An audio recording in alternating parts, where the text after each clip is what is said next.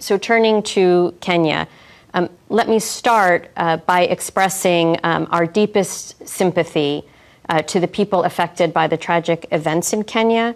Our hearts go out to those who have lost their lives, lost loved ones, or suffered injuries. With respect to Kenya's broader situation, I think it's important to say that the situation in Kenya reflects broader challenges facing many of our low-income members. Many of these countries are experiencing a funding squeeze, including on account of tighter global financial conditions and reduced availability of concessional financing. So policymakers in these countries, including in Kenya, face a complex balancing act. They have pressing spending needs in priority areas, such as social programs, health, and education. They're managing rising public debt and debt service, and they also have the challenge of boosting domestic revenue.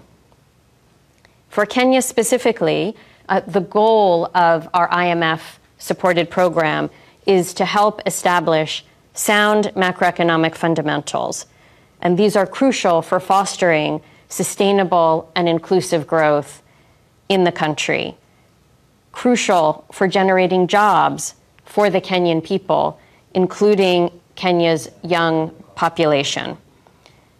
We are currently working with the authorities to ensure that these objectives can be met, and we recognize that there's a careful balance between providing public services and securing adequate financing. Our program also includes initiatives to improve governance and transparency and to ensure responsible use of public funds, to safeguard social programs and social spending, particularly to protect the most vulnerable members of society. It's also important that these policies that are under discussion go through a process of broad consultation so they can gain broad public support. We remain committed to supporting Kenya in its effort to achieve inclusive growth.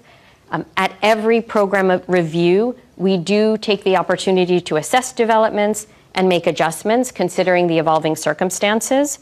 And that's exactly what we're doing in our active and constructive discussion with the Kenyan authorities. And we're confident that we will be able to find a balanced path forward with Kenya.